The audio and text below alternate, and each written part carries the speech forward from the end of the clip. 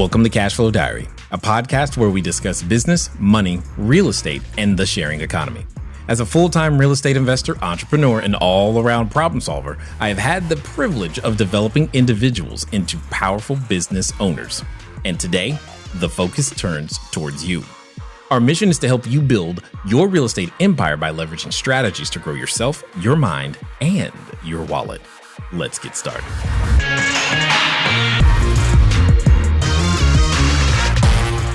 Hey guys, Jay here.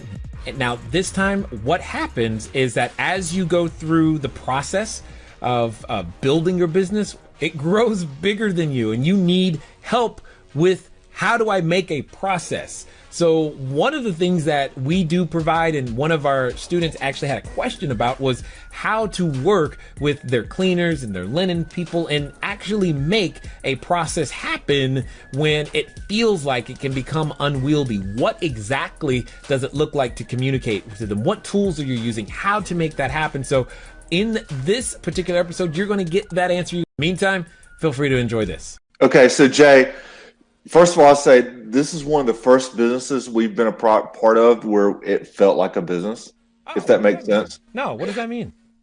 We've done a lot of real estate stuff. We've wholesaled. We've got rentals. We've done fix and flips and that kind of thing. Mm-hmm. But it always kind of felt like something we were just doing to make money. And part of what you've put together that's really resonated with us is that we are business owners. Yes. And I think that's very valuable. It's totally changed the way we think about how we run this type of thing. And that's why part of the reason we're so excited about this, other than it makes great money, but I feel like on a day-to-day basis, I'm working on processes and I'm working on systems and I'm working on my business and not in it. Which you hear all the time, and I've heard that for years. Yeah. But this is kind of the first time that has clicked. So with that in mind, yes, I just want to say that what we're currently working on is building out systems. And one of those systems is for our runners. Another one is for our team communication, that type of thing. And I know that you use Slack and you use Trello extensively, I believe. Can you explain exactly how you use Slack? Do you set that as it's a company-wide thing for our SCRs, and then we have different channels for different teams, or? Yes. Okay. Well, it's not different channels for different teams. We break it down per unit.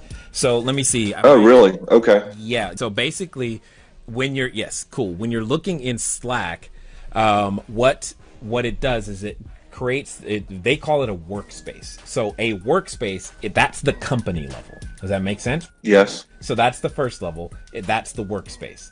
Then after the workspace level, what we do is we go to each individual channel. Now under channels, that's where we communicate, and I break that down per unit. So if I have 5 units at a particular address, it's 123 Main Street, Unit 1. Then 123 Main Street, Unit 2. Does that make sense? So that's for communication specifically to that unit. Then any common storage areas, any common claims, any common operational procedures that internally that we may need to discuss back and forth. Okay? And then each individual person, like our point person at the cleaning company, they get their login. Our linen person gets their login. The runner gets his login. Does that make sense? For that property? No, they get their login so they can see all of the communication across all of the channels related to all of the units. Because they're responsible for all those. Okay. They could be responsible for an issue at any one of the units at any particular time. And we never know which one. So when we get, say, Unit 3 goes vacant and they find a broken lamp, we'll get 2 to 3 pictures of the broken lamp. They'll say they found this, so that way we have everything that we need for the claim at that point, so we can start that process. So that can get processed. The VA can come and take that claim and do what they need to do with it. And then the cleaners, we can communicate to them what's going to happen. Or recently, we had, I tell people all the time, in California, people freak out when it rains. So it rained and it's been raining and literally people freak out. And we had some window leaks. So what happened is that when the windows leak, the cleaners let us know, we put it in Slack, and then we go from there. On the channel level, what under channels is where we would have all of our actual units, etc., individually listed and communication, and then you can communicate to each and every person as well, individually and directly. So what it comes down to is that, and so what ends up happening is that any unread messages usually relate to a specific unit, so therefore we don't lose context, because that's what happens when you're communicating back and forth, especially if you're trying to do it via text message. You lose context, like which unit was this for, what, or especially when you have a messy situation and it's going to take you longer to clean, that communication can get confusing between units on any one particular day. And the way that we have found to keep it straight is right there in Slack. Now, because it's Slack, it's got web, it's Android, it's iOS, there's an actual app on the Mac. So you've got all the pieces you need so that regardless of who's working with it, you can use it. And it has a very robust free level. We still don't pay. There are some features that we would benefit from the paid levels, but I still don't pay for it.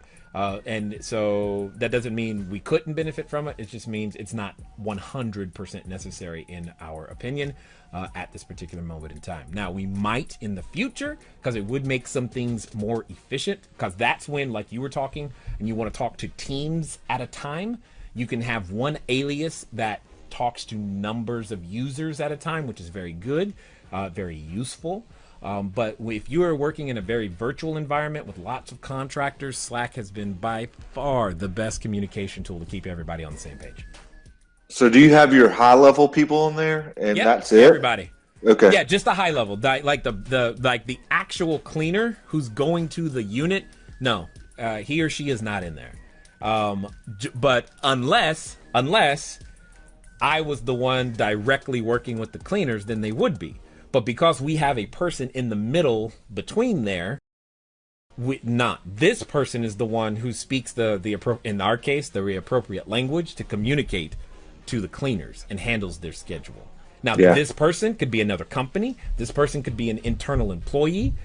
However you want to structure it, that's 100% up to you. We choose to have this person be another company, and they handle all of those issues over there, as opposed to it being us. Does that make sense?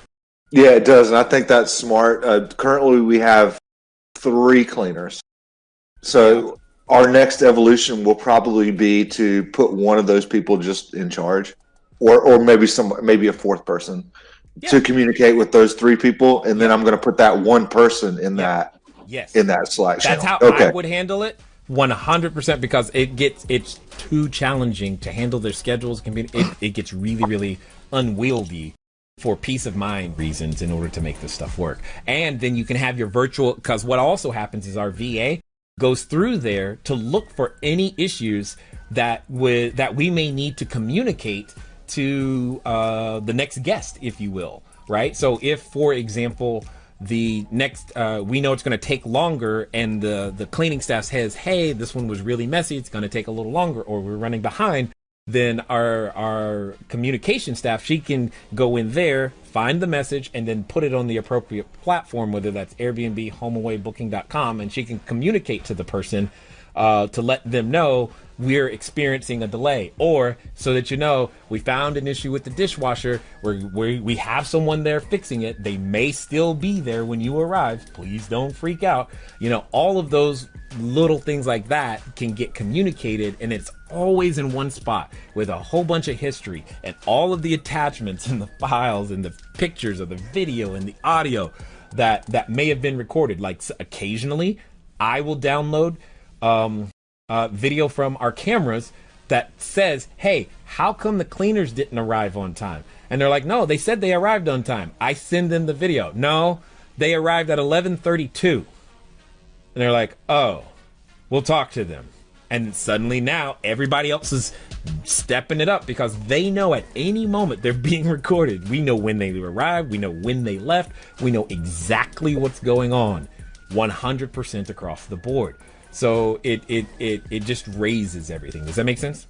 It does. And so on the other side of it, like for example, our runners, we have a process for that we're currently testing, and it's a Trello process. Yep, that would make sense. But at the same time, are those as well a high level kind of manager type position? Yes. Well, it depends on how big and how many runners you need and how much maintenance you're running. There will become a time in your organization where you want that to be a high level person. But for right now, we're in direct communication with the runner because we don't have enough maintenance to require someone to be in the middle to do dispatch, etc. Does that make sense?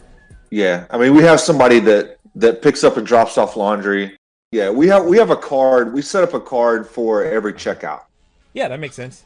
And then on that card, there's a list of things that needs to be done there. So if there's something that needs to be delivered, it's a list. Yeah, that makes sense. And there's always laundry. Yep. There's always dropping off or picking up laundry. Yep. And so that's kind of how we've been running it. Yep. But we've been assigning that to a person. This is your job. Yeah, totally understood. And that makes perfect sense because of the way that Trello works. And if you're using the Kanban method that it's set up to, you can track that by stages and making sure everything gets all the way moved over to done. And if you're using Smart B&B, you can actually have that card automatically be generated as well, all at the same time, which I see you shaking your head. So you probably get that card down. Perfect. And for those of you who are like, what are they talking about?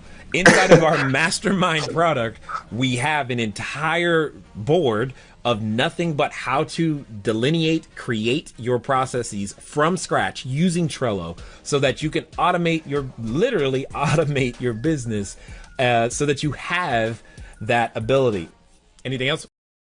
No, I appreciate it.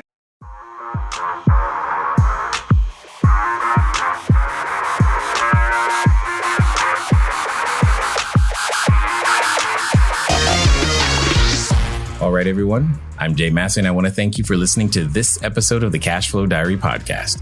If you'd like to keep the conversation going, head over to CashFlowDiary.com to sign up for our email list. Check out all of the links and resources in the show notes. Thank you again. Until next time.